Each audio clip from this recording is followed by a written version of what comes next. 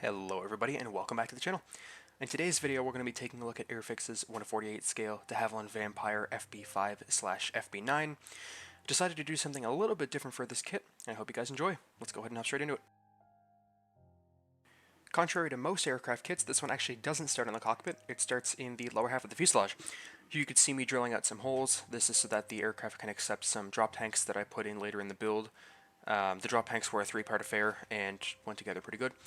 So just drilling out the drill bits here. I believe these are 2mm holes. I can't quite remember, so I do apologize. But nonetheless, they get drilled out in order for the drop tanks to be able to get put in.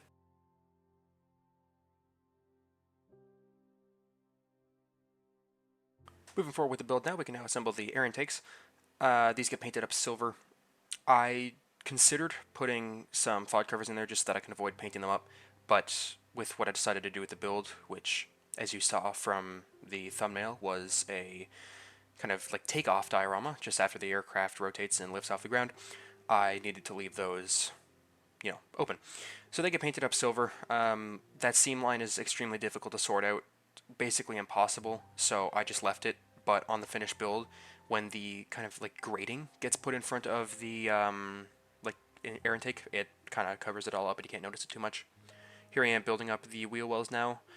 They kind of went together similar to the Edward BF-109, if you saw that video or are familiar with the kit, in the sense that there's a few different parts that go in place and they all kind of lock each other in.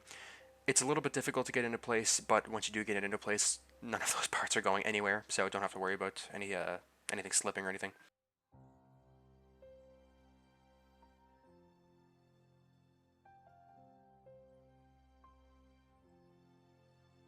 Here's the kind of exhaust pipe assembly going into place.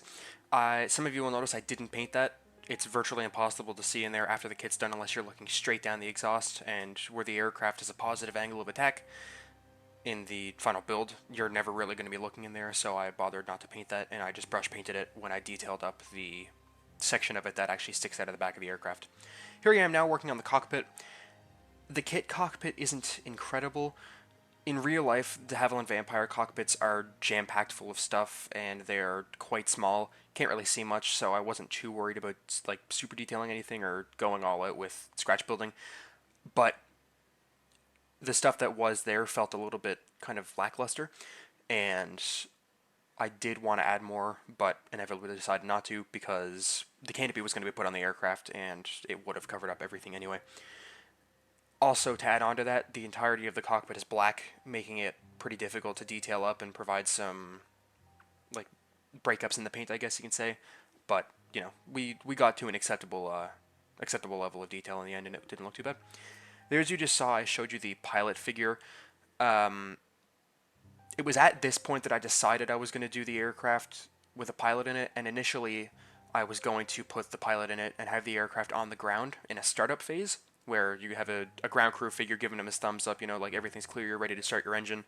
But after that, I decided that it was going to be cooler to do the aircraft kind of in flight, because I never do that.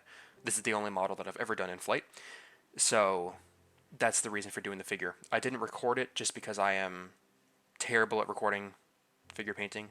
Not really good at figure painting anyway, so I just wanted to focus on, getting some good paint down on the figure, and in the end it didn't turn out too bad, and you can't really see any of it at all in the finished build except for the head. So here is the finished cockpit. Doesn't look too bad. As you can see there, one of the instrument panel decals disappeared. That was entirely on me. I accidentally put my thumb down on the decal while the decal softener was drying and completely destroyed it. But like I said before, you can't really see into the cockpit at all, so I wasn't too worried about like detail painting anything up to kind of replace it. I just left it as is, and you really can't see it at all. So, there's that. One thing I do want to point out now too, I do apologize if my voice sounds a bit deeper and if I sound a bit nasally. I am getting over a pretty nasty head cold, so I still have some remnants of that in my voice and in my throat and everything. So I do apologize if I sound a bit sick for this video. I'm okay. I'm just, just getting over that, and it's had a bit of an effect on my voice. So there's that. I do apologize, but let's go ahead and move on. Here you can see the twin booms getting assembled. Those were a two-part affair and went together great. and they kind of lock into place here. Fitment was great with these parts, no filler was needed really at all. Here I am building up some more cockpit components. These get assembled into the upper half of the fuselage. They can't be seen at all, it's physically impossible to see them, so you know, if you were kind of short on time, or maybe you don't get a lot of time at the workbench, you might not want to put these in. Here's the center instrument panel, and here's the one I use. The kit comes with two. One of them, as you can see here in my hand, or as you just saw there in my hand, has details printed on it in the actual dial. That's for if you wanted to hand paint it, and the other one is blank for the decal. I put the decal on the one with the detail to add a little bit more texture to it, but at the end of the build, you can't really notice it at all, so.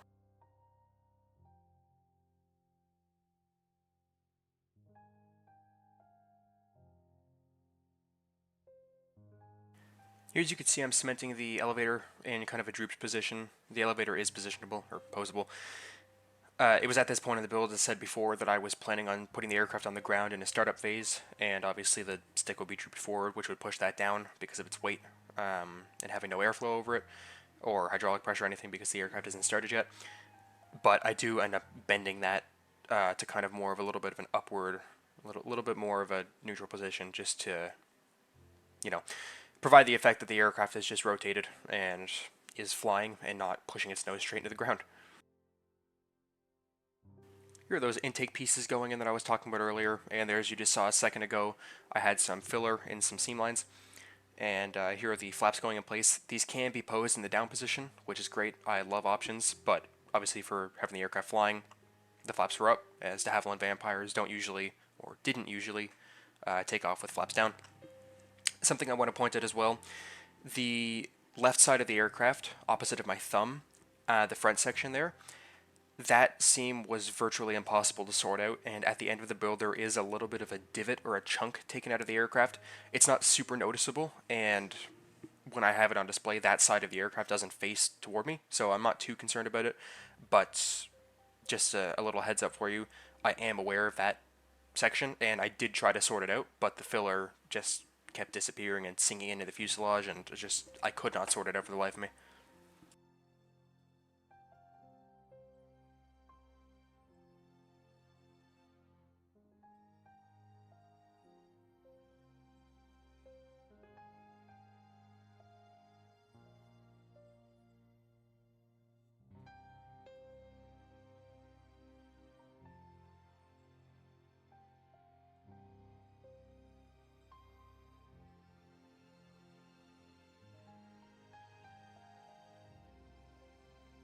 There, as you just saw, I got the canopies masked up and cemented in place, and now we can move on to paint. The first color to go down, as you can see me putting down here, is a USAF medium gray. I know I'm using a US color on a British aircraft, but the instructions called for like a dark ocean gray, but I found after doing some research and looking at the few limited reference pictures that there are of vampires in two-tone camo, that the medium gray was a little bit more accurate of a color, and I'll always strive for accuracy over what the instructions say, so that's the reasoning behind that. Here I am kind of black basing, well not kind of, here I am black basing this color down. This is to accentuate the panel lines. You can see that's all finished up there. I use the black basing technique on pretty much every one of my builds. I love the effect that it gives. It makes the paint look a little bit faded and patchy, but it also accentuates the panel lines, so it gives you a little bit of realism and a little bit more of an artistic value as well. Obviously, aircraft won't fade exactly like this in real life. The way they fade is completely different than the technique that I use. It just adds an artistic standpoint and a little bit more realism to the model because it is in 1:48 scale, so in order to be able to see those details, you do need to kind of accentuate them and bump them up in scale a little bit. Here's that color all finished up and it looks great. The same process gets repeated for the green, so I didn't record that as much as I recorded the gray, as you know, I don't really want to bore you with the same technique twice.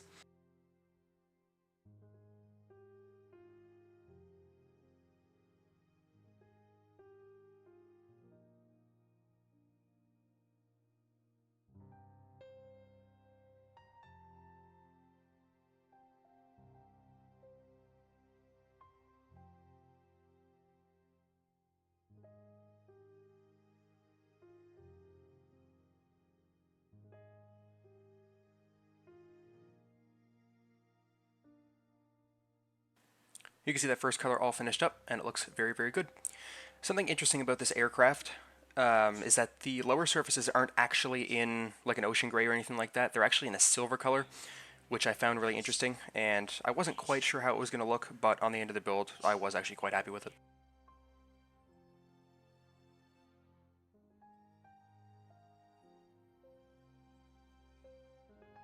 Moving on to the lower surfaces of the aircraft now, we can spray that silver.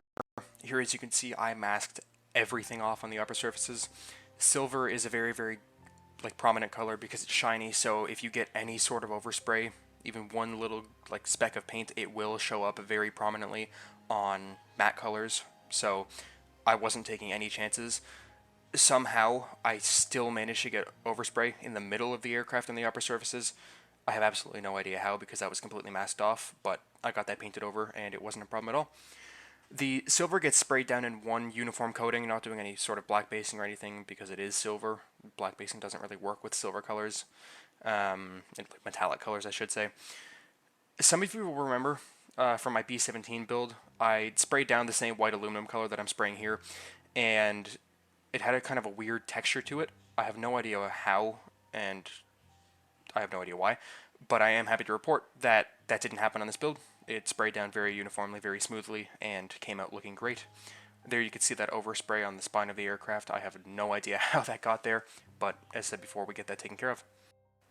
Here I am putting some warm water on the silver paint, and that's because I sprayed a layer of chipping fluid underneath. I sprayed I believe it was a neutral gray color underneath this, because after doing some research, I realized that it wasn't actually a bare metal paint on the lower surfaces, and it wasn't like the lower surfaces were left bare metal and the upper surfaces were painted.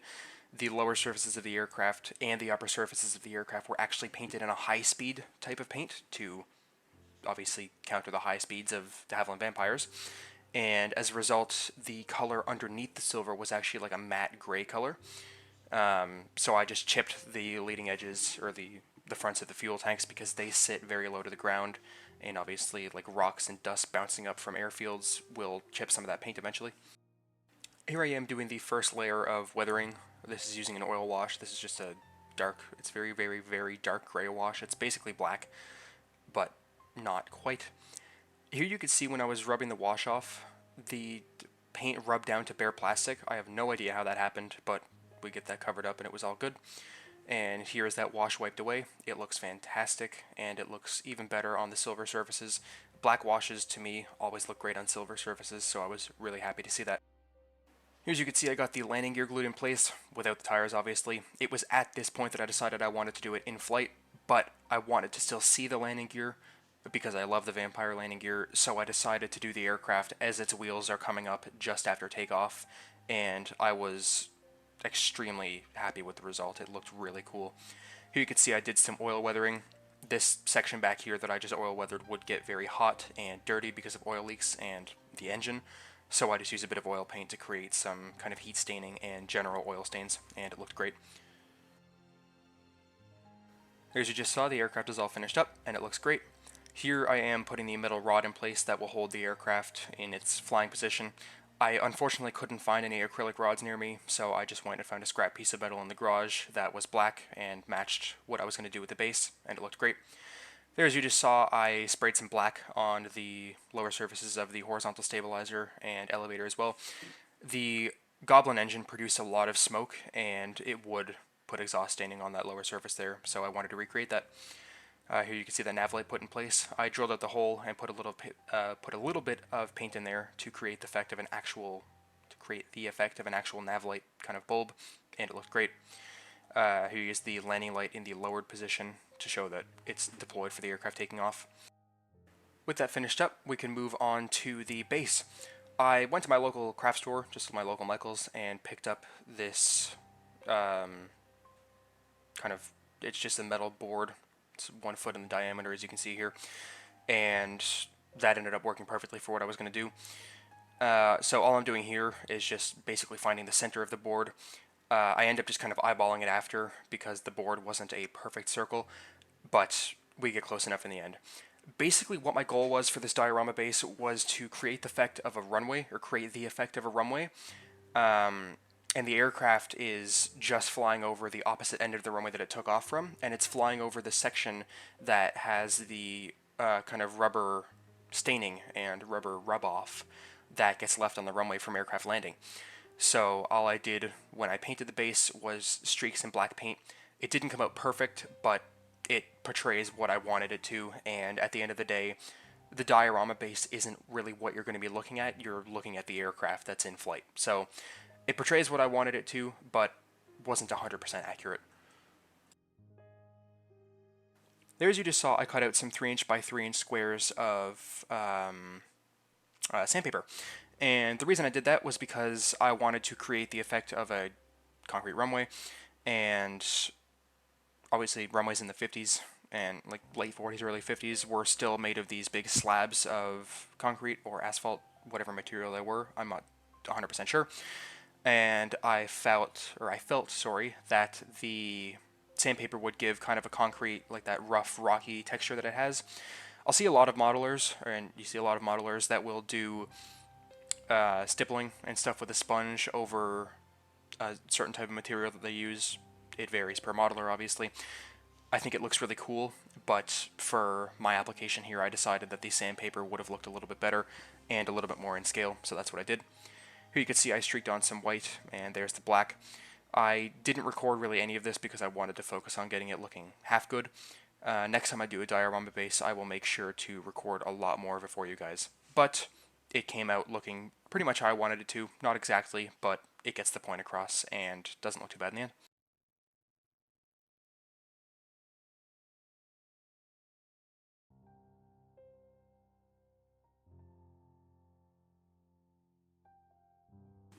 Here, as you can see on screen, I am putting some different oil washes down to create some general staining on the runway.